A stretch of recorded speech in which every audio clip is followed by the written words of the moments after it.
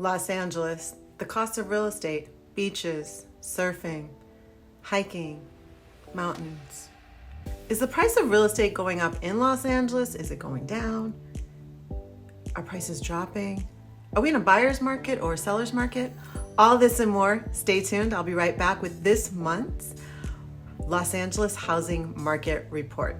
Stay tuned. If you haven't had a chance to subscribe to my YouTube channel just yet, go ahead and click that subscribe button and bell for updates, and I'll be right back.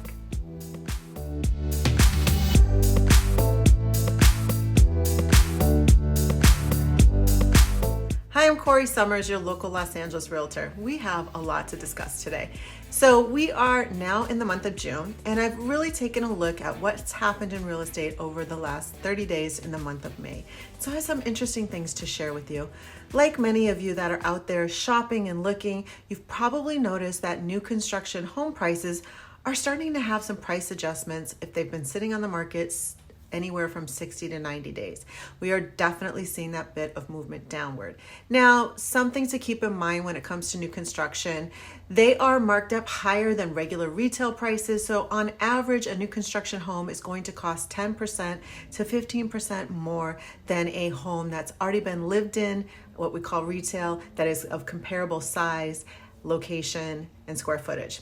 That being said though, we have seen a number of price reductions, far more than we've seen in the last several years. So I want to just dive in. We're going to cover the 7 parts of Los Angeles that I cover to really dive into the nitty-gritty, both in the San Fernando Valley and the West Side, just so that you have a well-rounded picture of what's happening here. Of course, if you are interested in a certain area or neighborhood that I don't cover in these market reports, and you would like to know that sort of data and information, just reach out to me. My contact information is below, and I'm happy to have a chat with you and go over that. So let's dive right in. So first up on the 5 statistics that we are looking at month over month throughout Los Angeles is the total volume of homes available for sale on the market here in Los Angeles. And in the last 30 days, the month of May, that number increased to 51,504 homes. Now, the 30 days prior, the month of April, that was 46,571 homes. So you're talking about an increase of almost 5,000 homes. That's pretty significant.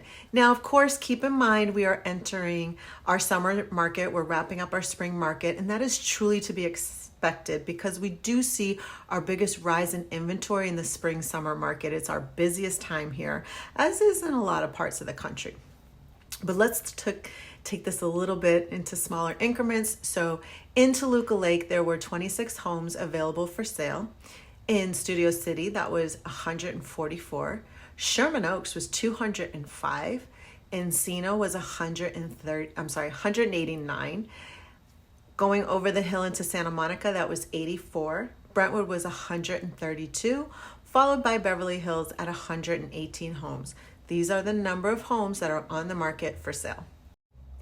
The second thing that we really track every month is the average number of days it takes to sell. Now, what this means is how long have these homes on the market, having people walk through them, maybe having open houses before they enter into an escrow where someone's made an offer and an offer's been accepted. So in Toluca Lake, that was 29 days. Studio City was 18. Sherman Oaks was 25. Encino was 27. When we go over the hill into Santa Monica, that was 37. Brentwood was 26, and Beverly Hills was 45. If you've been watching my monthly Los Angeles housing market reports, you've noticed that Beverly Hills always takes a little bit longer for most things. They don't have as many price reductions. Their prices are higher overall, and so things do take a little bit longer when you're dealing with that type of market. So the next part, the third thing that we're tracking, is what we call demand, which is the number of homes that are actually in escrows right now during that 30-day period, which we're talking about the month of May. So in Toluca Lake, that was 7 homes.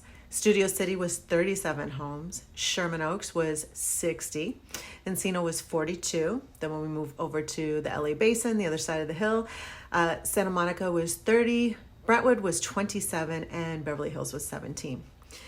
One of the things that I find really helps us to see a bit of what's happening in our market, very specific here to Los Angeles, is the year over year. So when it comes to our total number of homes on the market here in Los Angeles through the month of May, as we already discussed, that's 51,504. But when you compare that to May of 2023, that was 38,342. So that's a pretty significant increase. That's over almost 13,000 more homes available. So we're definitely seeing more inventory coming to our market overall. So let's break this down into our little chunks that we're taking and watching. In Toluca Lake, in 2023, there was only 15 homes on the market in the month of May, but this year there were 26. So that is an increase of 73%. In Studio City, last year it was 104. This year is 144. That's up 42%. Followed by Sherman Oaks, which last year was 149. This year, 205. So that's pretty significant as well. But that's only up 37%. In Encino, last year was 162. This year, 118. That's only up 16%. When we go over the hill into Santa Monica, last year was 99. This year, 84. So that was actually down 15%. It's always very interesting. If you've noticed the last 6 months, this has been the trend in Santa Monica. When everything else is moving up, Santa Monica is moving down. But what's interesting here too is Brentwood last year was 96 homes on the market. This year, 132. That's up 37%. Beverly Hills last year was 99. This year, 118. So that's up about 19%.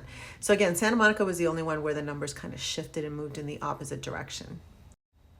Now, what is really important to note is price reductions, because price reductions are always telling us a story. Now, I did not do my numbers, which forgive me on this.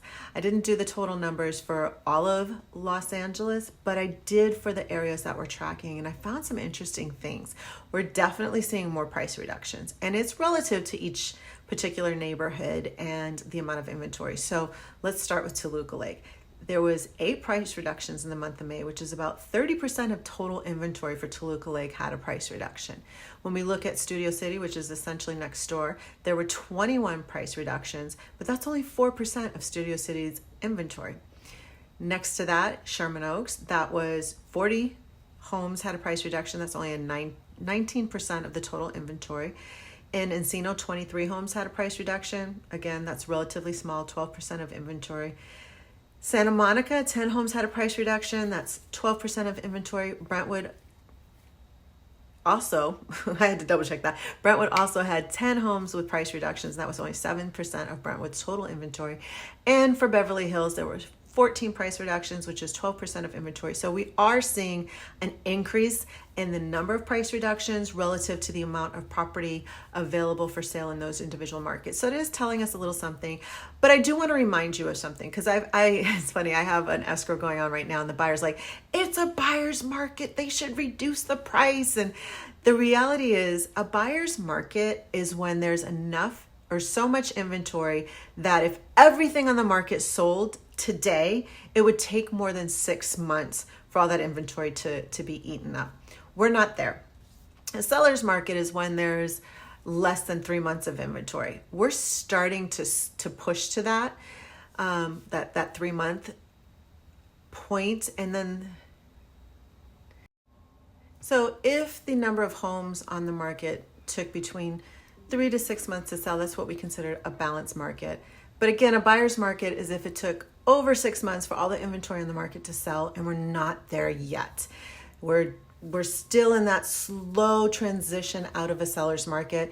But the fact that we're seeing more price reductions, the fact that we're seeing more new construction in the 3.5 over 4 million coming down is definitely an indication that this is a really great time as a home buyer to maybe negotiate a little bit off of the sale price, because things are sitting a little longer, because of interest rates. And I think that's the key thing to really understand. Part of the reason that things are sitting a little longer is the interest rates. It's not that there's not other qualified buyers out there. Much like some of you watching this video today, they're just a little hesitant. We have a saying, if you will. There's a lot of people that say, date the rate, marry the house. And that's because at the end of the day, If you get into the home now and interest rates drop, you get to refinance, you'll get a lower payment. But if you wait for interest rates to drop while the prices of homes continue to go up, yes, you might get a break on that interest amount, but you're still overall going to be paying more for the home. I can't tell you how many times I look back at different points in my life and I say, darn, I wish I would have bought this place, or I wish I would have bought that place with my mom for my mom, because now the price is twice as much, and oh, we could have got it when it first was developed. These are things that we just can't change, but it's always really a good idea. If you are ready and able, if your credit score is good, you've got your pre-approval, you can handle a monthly mortgage note, buy something that fits into that price range. You can always refinance later, take that extra money, pay more down on the home. I have a whole video about paying your home off quicker. Or you can put that money aside, that difference between your original mortgage payment and the amount that you're saving, and work towards building up enough to put down on an income property or your next home, so that you can turn your current residence into an income property instead of having to sell it to step into the next home. But these are a lot of things that I discuss with my clients as we're working through maybe selling their home, buying a new one, or just the future strategy. Thank you guys so much for watching today's video. I hope it's been helpful. If you'd like to have a consult with me to kind of talk about your home selling or home buying goals, not sure if you should pull the trigger on either way, selling or buying, we can absolutely sit down. I'll do an analysis on your unique situation, and we will come with a plan that will bring you to success. I look forward to seeing you guys again next video. If you haven't subscribed, don't go yet. Take that moment to click the subscribe button and bell for updates. I'll be back soon.